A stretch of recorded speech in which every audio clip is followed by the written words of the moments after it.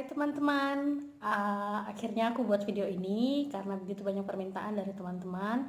Ada yang inbox aku di FB, ada yang DM aku di Instagram, bahkan ada yang email aku. Aku nggak tahu dapat emailku dari mana, tapi aku salut banget dengan kemampuan kalian untuk mencari begitu banyak informasi sampai banyak pertanyaan yang dilontarkan kepada saya. Dan saya minta maaf mungkin kalau nggak sempat balas semuanya, dan ada juga nggak sempat saya baca.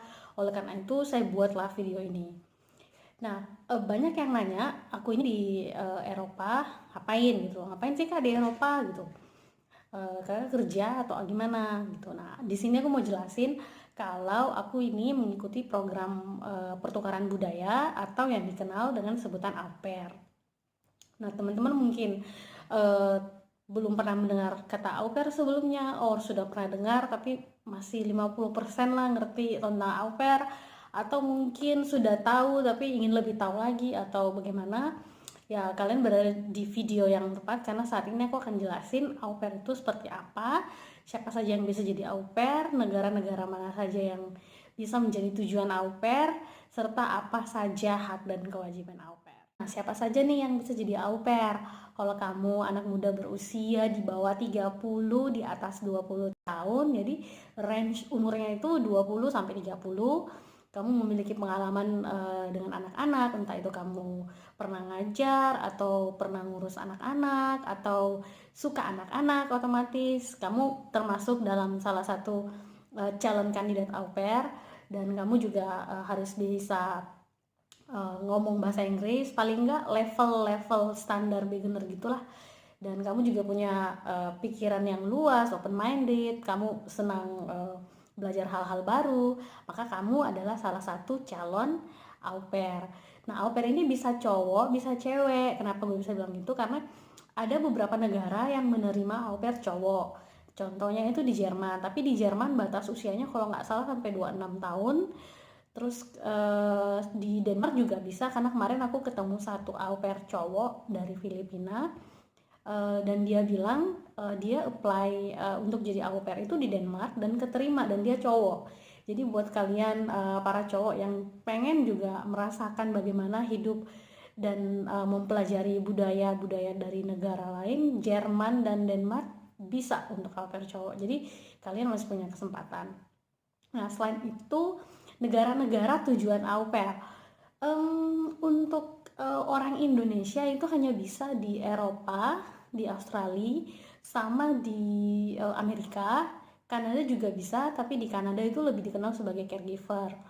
Untuk New Zealand dia punya program au pair, tapi sayang sekali kita sebagai pemegang paspor Indonesia itu belum memiliki kerjasama au pair dengan New Zealand. Mudah-mudahan tahun depan udah bisa ya.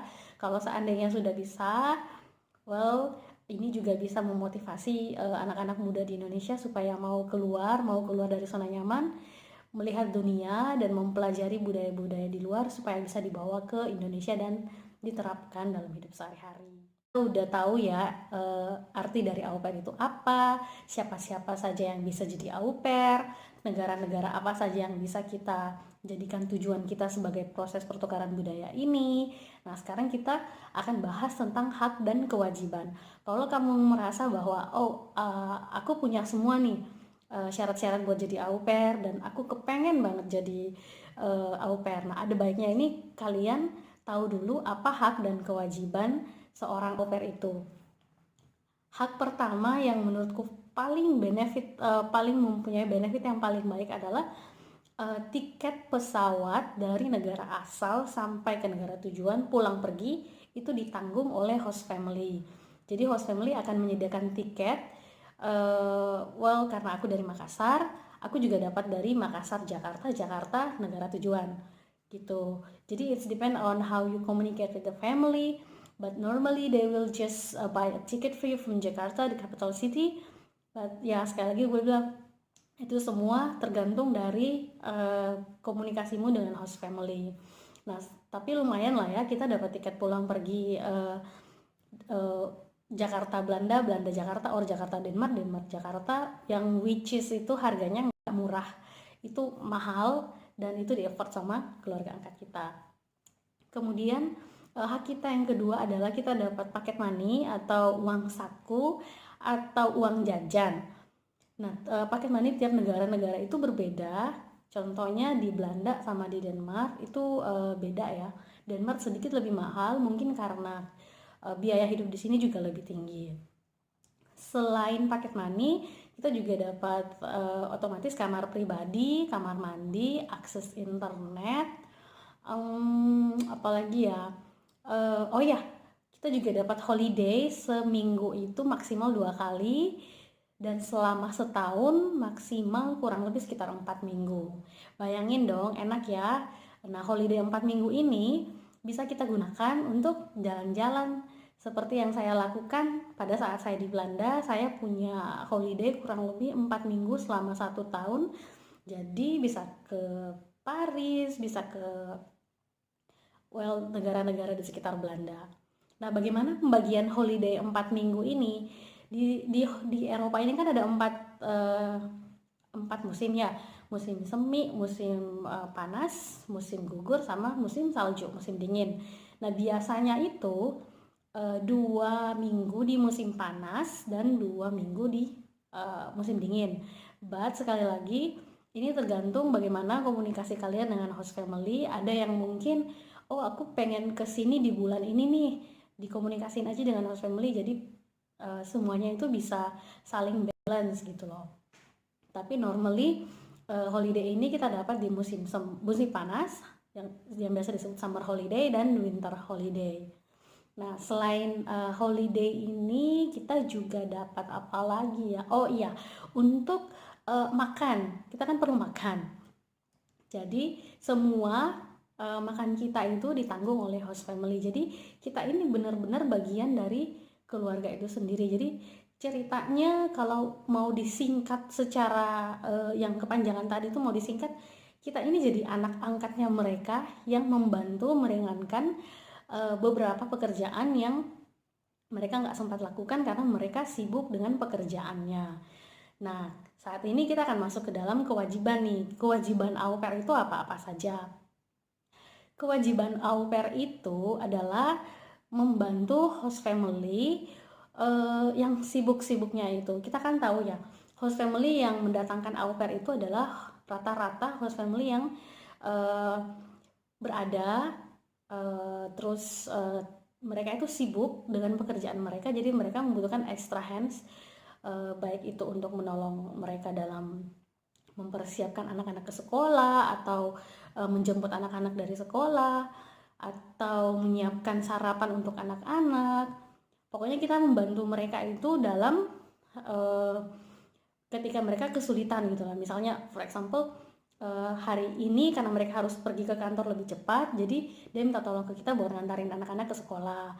Ya, itulah salah satu dari kewajiban kita sebagai seorang au pair. Selain itu, kita juga harus bisa ngerjain tugas rumah tangga ringan. Tugas rumah tangga ringan itu seperti apa sih? Di sini itu kita punya mesin pencuci piring, jadi kita jarang sekali mencuci piring otomatis.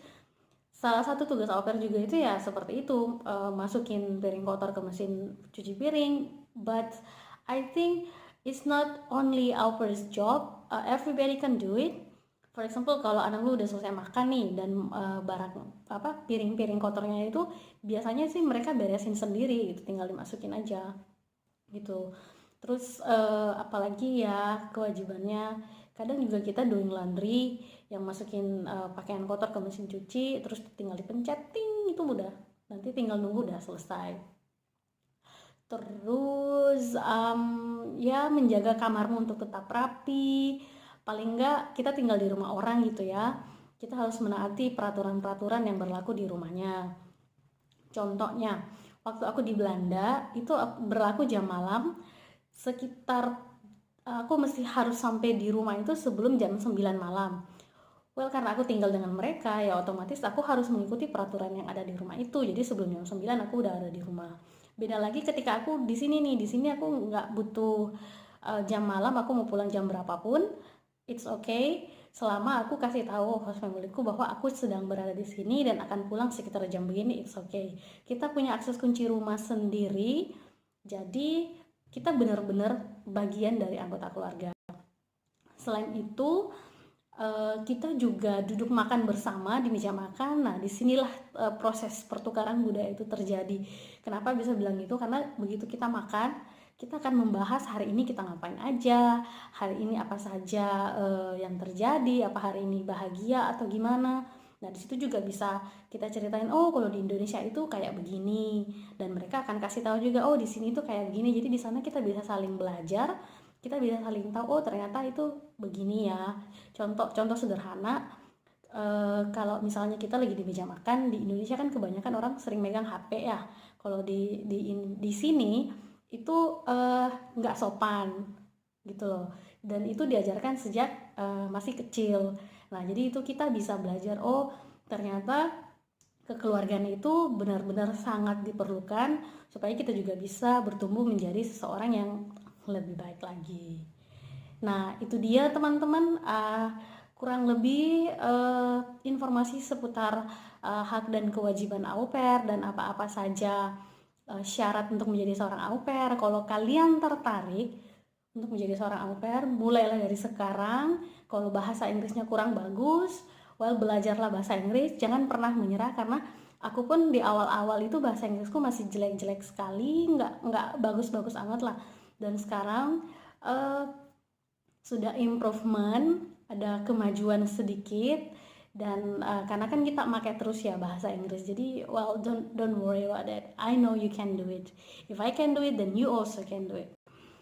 So teman-teman, sampai di sini dulu video kali ini. Jika teman-teman ada pertanyaan atau hal-hal yang mungkin belum kurang jelas atau pengen ditanyakan dan belum dimengerti, bisa hubungi saya di Facebook atau di Instagram atau email, atau mungkin bisa komentar di kolom komentar di bawah. Dan saya akan mengupload video-video yang lainnya supaya teman-teman di Indonesia termotivasi untuk segera berangkat ke sini, dan juga untuk teman-teman yang penasaran untuk melihat Eropa itu seperti apa, saya akan tunjukkan melalui video-video saya berikutnya. Terima kasih.